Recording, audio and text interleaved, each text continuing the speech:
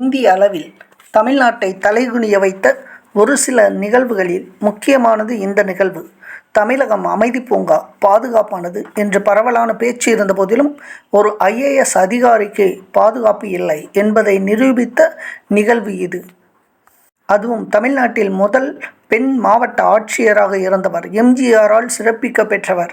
அவருக்கு நடந்த அந்த நிகழ்வு, அதாவது சந்திரலேகா என்ற அந்த முதல் பெண் மாவட்ட ஆட்சியாளர், அவருக்கு நடந்த அந்த அதிர்ச்சிகரமான நிகழ்வு, அதன் பின்னணி என்ன, அந்த நிகழ்விற்கு எது காரணம், அதன் பின்புலம் இருந்த அரசியல் சக்தி எது என்பதை பற்றித்தான் நாம் காணப்போகிறோம். சப்ஸ்கிரைப் பண்ணுங்க, தொடர்ந்து இணைந்திருங்கள். வாருங்கள் செல்வோம் காணொளிக்கு. சிவில் சர்வீஸ் தேர்வு முடிந்து ஒரு சில மாவட்டங்களில் டெப்டி கலெக்டராக வேலை பார்க்கிறார் சந்திரலேகா. அதிலும் குறிப்பாக சேரன் மாதேவி, அதை சுற்றி நடந்த ஜாதிய கலவரம், அதில் தனியொரு பெண்ணாக தைரியமாக நின்று தடுத்து நிறுத்தியது அவரது துணிச்சலை பறைசாற்றியது. இந்த நிலையில்தான் கடலூரில் முதல் முறை பெண் ஆட்சியராக பொறுப்பேற்கிறார். அப்போது நடைபெற்றது MGR ஆட்சி காலம். தமிழகத்தின் முதல் பெண் ஆட்சியராக பதவியேற்கிறார் சந்திரலேகா அவர்கள். இன்றைய காலகட்ட அந்த சூழ்நிலையில்தான் கடலூர் மாவட்டத்தின் PROவாக இருக்கிறார் நடராஜன் என்பவர். ஆம், சசிகலா அவர்களின் கணவர் தான் இவர் இருவருக்கும் அப்போது பழக்கம் ஏற்படுகிறது. இந்த நிலையில் சசிகலா அவர்களுடனும் பழக்கம் ஏற்படுகிறது. அப்போது கடலூரில் நடக்கக்கூடிய ஒரு பொதுக்கூட்ட நிகழ்ச்சியை படம் பிடித்து தருமாறு ஜெயலலிதா அவர்கள் கேட்கிறார். அப்பொழுது சசிகலாவை ஜெயலலிதா அவர்களுக்கு அறிமுகம் செய்து வைத்தவரை இந்த சந்திரலேகா என்பதாகத்தான் கூறப்படுகிறது. இந்த நிலையில்தான் சென்னை எழும்பூர் அருகே சந்திரலேகா அவர்கள் சென்று கொண்டிருந்த போது அங்கு துண்டு சீட்டு விநியோகம் செய்வது போல 3 நபர்கள் சந்திரலேகா அவர்களின் காரை நெருங்குகிறார்கள்.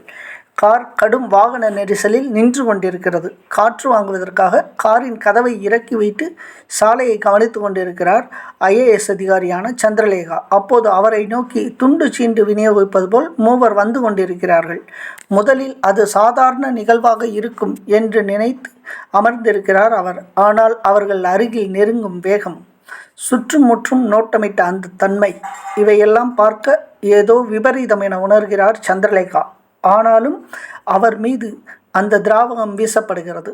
தன் முகத்தை மறுபுறம் திருப்பிக் கொண்டாலும் திராவகம் பட்ட இடம் பற்றி எரிய தொடுகிறது. பின் சீட்டின் சில பகுதியும் எரிய தொடங்குகிறது. வலி தாங்காமல் அலறி துடித்து காரை விட்டு பிளாட்பாரத்தில் அமர்ந்து கதறுகிறார்.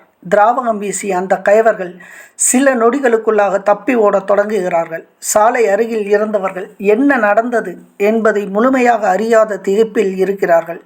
காரின் ஓட்டுநரும் அந்த கயவரை விரட்டி சென்று விடுகிறார். இந்த நிலையில் கனப்பொழுதில் சுதாரித்து கொண்ட சந்திரலேகா ஒரு ஆட்டோவில் ஏறி அருகில் உள்ள மருத்துவமனைக்கு அவராகவே சென்று விடுகிறார். இயல்பாகவே தைரியம் உடையவராக இருந்ததாலும் கற்ற கல்வியாலும் நிர்வாகத்திறனாலும் நொடியில் என்ன செய்ய வேண்டும் என முடிவெடுத்து மருத்துவமனை விரைகிறார் சந்திரலேகா. தப்பி ஓடிய கயவர்களில் ஒருவன் அந்த வழியாக டியூட்டி முடித்துவிட்டு வந்த ஒரு காவலரிடம் சிக்கிக் கொள்கிறான். காவல்துறை பாணியிலான விசாரணையும் நடைபெறுகிறது.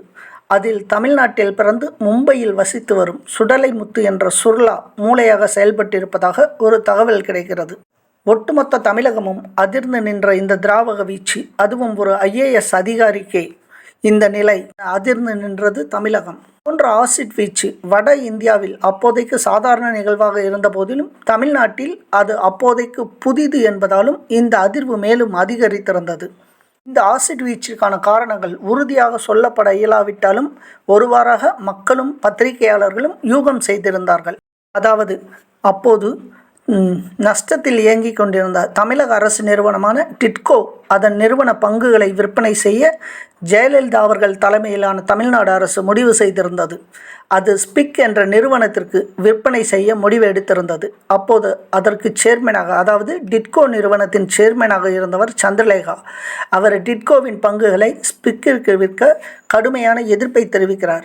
வேறு நிறுவனங்களுக்கு ஏல முறையில் விற்றால் இன்னும் அதிக விலைக்கு விற்கலாம், மாறாக ஸ்பிக்கிற்கு விற்பதன் மூலமாக அரசுக்கு இழப்பு ஏற்படும் என்று தெரிவித்து தன்னுடைய எதிர்ப்பை தெரிவிக்கிறார். இது தொடர்பான தொலைபேசி உரையாடல் திரு ஜெயலலிதா அவர்களுக்கும் சந்திரலேகா அவர்களுக்கும் நடைபெற்றதாக கூறப்படுகிறது. அப்போது முக அழகை பற்றி இருவரும் கருத்துக்களை பரிமாறிக்கொண்டதாக தோன்றுகிறது. அப்போதைய ஆட்சியாளர்களுக்கு கடும் கோபத்தை ஏற்படுத்தி இருக்கிறது.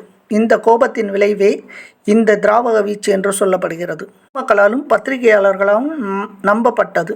மேலும் இந்த யூகங்களுக்கு வலி சேர்க்கும் விதமாக அப்போதைக்கும் மருத்துவமனையில் அனுமதிக்கப்பட்டிருந்த சிகிச்சை எடுத்துக்கொண்டிருந்த IAS அதிகாரியான சந்திரலேகா அவர்களை பார்ப்பதற்கு எந்த ஒரு அரசு அலுவலரும் செல்லவில்லை.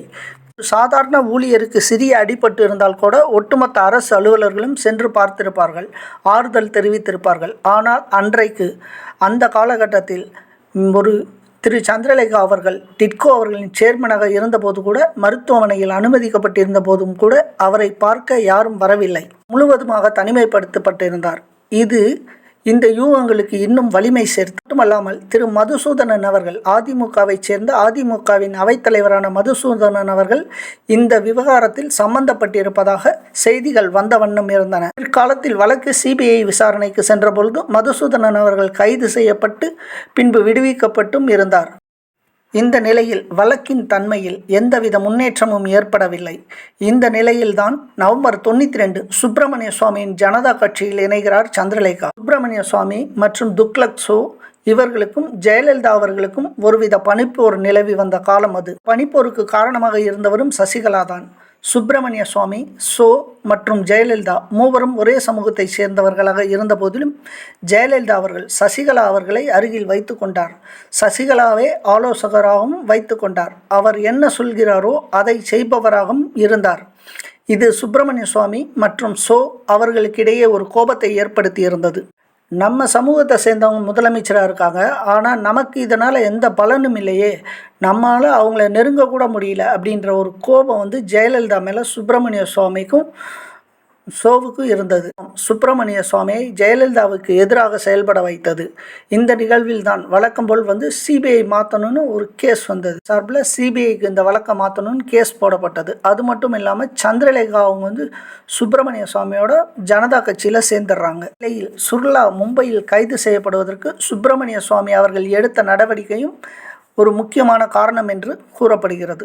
இந்த வழக்கு நடந்து கொண்டிருக்கும் போதே சந்திரலேகா அவர்களை இஸ்ரேலுக்கு கூட்டி சென்று அங்கு பிளாஸ்டிக் சர்ஜரியும் பண்ணப்பட்டு அவர் முகத்தை சீராக்கப்படுகிறது.